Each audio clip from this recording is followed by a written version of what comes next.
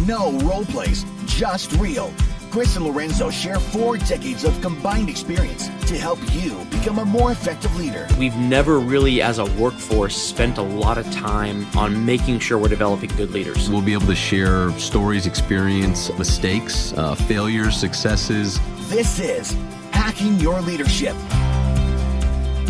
Welcome to Hacking Your Leadership. I'm Chris. And I'm Lorenzo. And Lorenzo, on this episode, I want to talk about Gen Z. Okay. All right. Let's do it. I was watching The Dark Knight, and the scene where Christian Bale's talking with Michael Caine, and Michael Caine's giving the analogy about the person who was robbing all of the jewels, and they tried to bargain with them, and he said that some people just want to watch the world burn. Uh-huh. That's kind of like an iconic line about why the Joker in the movie was doing what he was doing. It wasn't because he was trying to get money or power or whatever. He just wanted to watch the world burn.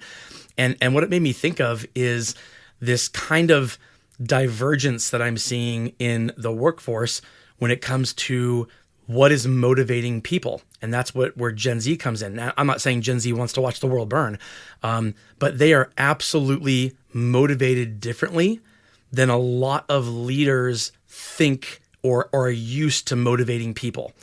And it's one of those things where if you're trying to bargain or reason with someone who has no desire to be bargained or reasoned with, and they just want to watch the world burn, you're essentially speaking the wrong language to that person. And you have to, have a different approach if you want to be able to, meet them on their level. And so I bring this up because Gen Z is the first generation that I have had to kind of actually read and learn about in order to understand better. I was born right on the border between Gen X and Millennial, and I feel like I have a lot of the traits of both of those generations. It's never been hard for me to relate to either one. But with Gen Z, even though I might act like Gen Z in certain things sometimes, it's not an inherent knee jerk for me. It's not something that that it's a go-to for me. So I had to learn about it. What are your thoughts on this? Because you lead people from a lot of different generations. Are you seeing differences in how Gen Z is motivated versus millennials and Gen Xers and older people? I think similarly to growing up and the difference between my generation and my grandparents and the introduction of technology and personal computers and access and the very beginnings of the internet and things like that. And I think that we're down this path now, to your point, where we're seeing some larger kind of shifts and some different approaches to not only work, but actually life. And we talk a lot about on the podcast and other places, that ability to find joy in what you do, to find joy in life, to Sure.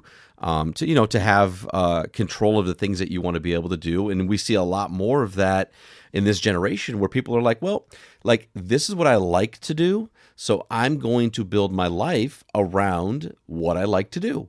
And I'm not going to fall into the trap of doing things I don't like, so that I can then find the minimal amount of time to do the things that I do like. And so I think that, to your point, understanding, reading about, having dialogue and conversations about how does that show up at work and how does that influence the way in which you communicate with people, the way in which you support people, the way in which you motivate people, and all the things that may have worked over time, or all the assumptions of things that you think that are going to work in leadership.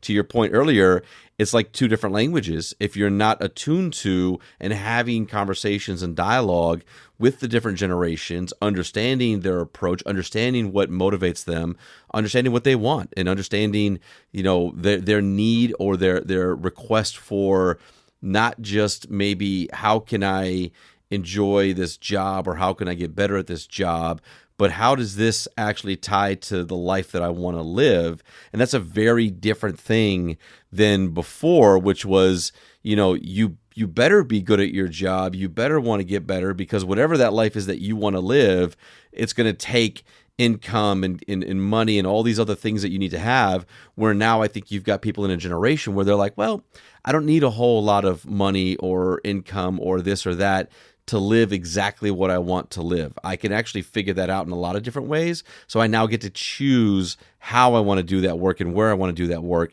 And that's just a very different thing from a leadership standpoint that I think a lot of leaders are used to, including myself. So things that I've had to learn and figure out and work through and better understand in today's current workforce. I know that competition has been is a large part of who I am. Not in that I'm an incredibly competitive person, but that I have looked at coworkers as my competition for promotions in the past. I've looked at the people I work alongside as, ooh, okay, I know where I want to go next. It looks like this person wants to go there also. Let's see what I can do to distinguish myself away from this person. Let's see what I can do to show how I can shine so that I am the one looked at for this position instead of somebody else. Now, that can go horribly awry when people figure out how to throw somebody else under the bus. That's never a good thing. But if you're using it to say, how can I set myself apart? I've always looked at that as largely a good thing. I think the Gen Z, one of the things that they are inherently differ them from older generations is that they don't necessarily look at the person working alongside them as their competition for a promotion. They look at like, how can I make sure that I'm increasing the number of hours a week that I work as doing something that I'm passionate about or that speaks to my sense of purpose. And if the promotion that you're talking about as being like the next step up means I'm doing less of that work, I don't even want the promotion to begin with. Let alone do I want to look at the person next to me as my competition. So I look at you think about people who are really good at what they do. Whatever it is, they love what they're doing. They're not in a leadership role. They're in like just a doer role, and they love what they're doing. And then they get promoted because somebody said, "Wow, you're the best widget maker. So now you're going to lead a team of widget makers." And we've talked in the past many times about how that doesn't necessarily mean they're going to be the best leader of widget makers, because leadership is a different skill set than making widgets. Mm-hmm. So you might be promoting the wrong person to begin with, but if the person is taking the promotion because they inherently think, oh, I need this promotion for the next step in my career. I need to be able to validate my own existence by saying I'm moving up. I'm taking on more responsibility. I'm getting bigger roles, more money that will allow me to buy a bigger house or a more expensive car, whatever all those things are that a lot of previous generations fell into this trap. I think Gen Zs are less likely to fall into that trap to begin with. They're less likely to say they want a promotion if it means instead of doing what they love doing, they're leading people and watching the people do the thing that they now miss having a part of their life. They kind of have an ability to look at what that future looks like to them and how much of their work is going to be something that is passion driven, is purpose driven, and if it doesn't put them one step closer to that kind of euphoria state, which is I'm doing every hour of my day that I'm awake is spent doing something I'm passionate about and that speaks to my sense of purpose. If it's not getting me closer to that, it's not something that you can hold over my head as a carrot. It's not something you can say, hey, you got to be striving for this. There is no means to an end. There is no, well, I'm going to do this job for 2 years that I hate because I think it's a stepping stone to something more. It's like, no, that's not going to work for me. I don't want to do something for 2 years that I hate because it might be a stepping stone to something else. I want to do what I love all the time. And if I'm getting further away from that, that's not something that I'm ever going to even try for. Yeah, no, I think it's a great point. Because you made me think of a lot of things. Like we think about like competitive spirit or intrinsic motivation or perseverance and grit and things like that. And as I've said before, and I tell people all the time, I'm like, we say things like perseverance and grit and how they're very important, I think, in life in providing you with perspective or experience that allows you to prove to yourself of what you're capable of. But when you're going through perseverance and grit, it sucks. It's no fun. Like it's not enjoyable. Like you're dealing with something that you weren't expecting necessarily to deal with, or to your point earlier, like you're taking on an expectation or a role or responsibility that is not going to be great, but you're doing it for a longer term type of goal.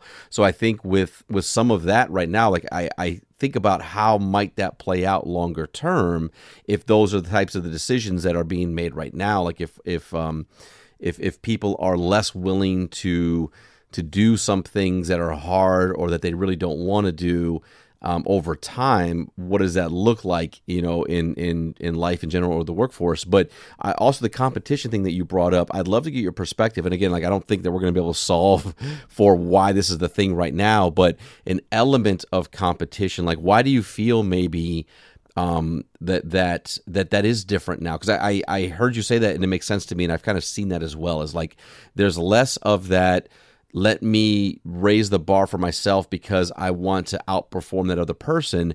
There's now more of the, let me raise the bar for myself because I want to raise it for myself.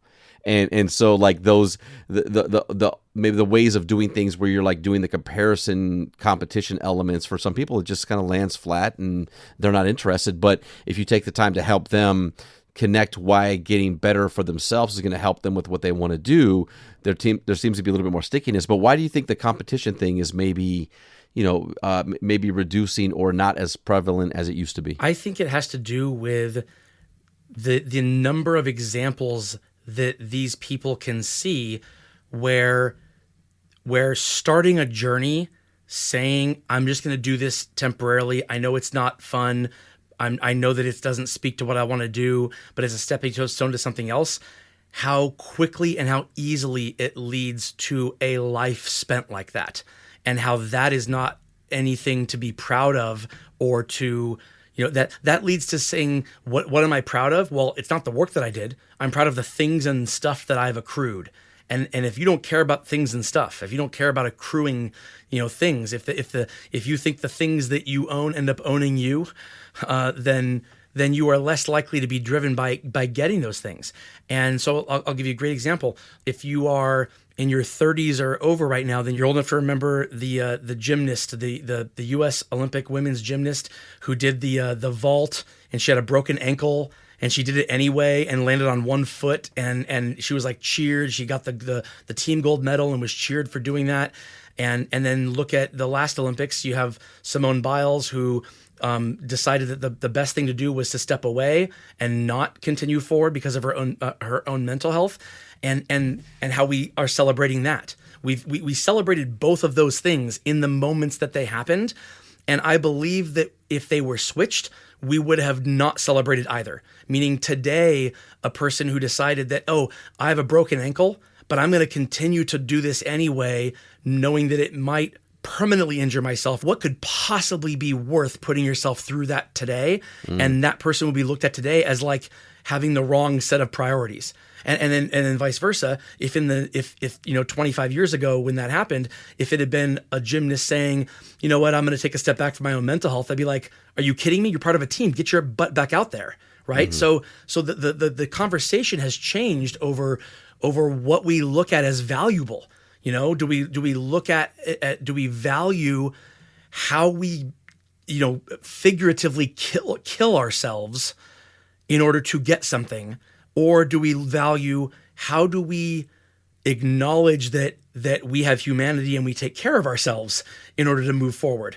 And that's a very different switch in mindset, and I think it is inherent in this group of people. I think it's something that is not something they had to learn, and I think people who have grown up the other way have to kind of learn that. I don't inherently see one as being like fully better than the other. Like anything, I think it's a balance. I think there are times, and this is the Gen Xer in me speaking up. There are times when I feel like I have to do things as a means to an end or to get through things, but I won't do it for years. But then how long would I do it for, right? Like, what is the line? I can't define it. I kind of know when I feel it. I know whether it's worth doing or not, or if I've been doing it too long and I try to step back from it. But just like why they won't go into it to begin with, that can get away from me. If I start doing something that I don't like, thinking, okay, this is a means to an end, I could look back on it after 2 or 3 years and think, wait a minute, how did I get here? Like, how did I let myself do this for this long? And I think Gen Z is less likely to even start down that path. So it's just an ability to kind of like know what you're capable of doing and to know what you're not capable of doing, and to kind of move forward in spirit of what's best for you long term. Absolutely. And with that, it brings us to this episode's 1 minute hack. But first, a few words from our sponsors. The 1 minute hack. All right, for this episode's 1 Minute Hack, here's what I want you to do. I want you to read a couple of articles on Gen Z. There's a lot about it on LinkedIn right now. LinkedIn is launching a new kind of Gen Z Voices segment on their platform, and you can find a lot of good information there. But read up about it, because if there's one thing that you shouldn't do, it is paint an entire generation with a broad brush. You should be talking to each person who reports up to you individually, and if there's one thing that is kind of an inherent expectation of a lot of people who are basically between the ages of 18 and 25, 27 at the highest, is that they don't want to be treated the same way as everybody else on it. They don't want you to lead them like you're leading a team. They want you to lead them like they're leading them as an individual. And so whatever you can do to make sure that how you meet them where they are and how you lead them is almost custom made for them and their situation, you're more likely to be able to lead them effectively, and you're more likely to be able to help them attain the goals they want to attain, which means they're more likely to be productive and high performing for you in the meantime. You can't approach this with the same carrot and stick mentality that maybe you have with other employees you've led throughout the years. Absolutely. No, I think it's a great 1 minute hack. And again, it's important as leaders that we are really kind of continuing to research, understand, and learn about those that we lead. But at the same time, not make the assumptions or paint with the broad brush of believing that just because somebody is from a certain generation that this is how they are, what they believe, or how they do things. And so, but having the knowledge and the ability to adjust our leadership for that person in front of us, I think is going to continue to be more and more important over time as we look at the uniqueness of individuals and, approach the work in such a way that we can have a common goal of what we're looking to achieve, but doing such in an individualized way. Yeah, I completely agree with that. I think also this is the first time in maybe ever where if you're a leader of people, you might be leading people who are of 4 or 5 different generations all at the same time. And, when you have 2 generations that are right next to each other, there's some differences, but there's enough similarities where it is probably a little easier if either you can or you can't. Either you're a good leader for this group or you're not. It's really difficult for any person to be able to empathize and relate to and be able to walk a mile in the shoes of 4 different generations of people, because the further away from the one that you're a part of yourself, the more you have to actually really take steps to learn about it and really take steps to you can't just empathize by saying, oh, I empathize with you because I'm saying it. You have to actually learn about it and be able to meet people where they are. And if you're leading teams of people that are made up of all these different generations, there is no way that they are all motivated the same way. They're in different stages of life and they want different things. But everybody wants dignity and everybody wants to be treated with respect. If you can start there and talk to each person individually, I think you're gonna do okay. Absolutely. And with that, it brings us to the end of this episode. This is Hacking Your Leadership. I'm Lorenzo. And I'm Chris. And we'll talk to you all next time.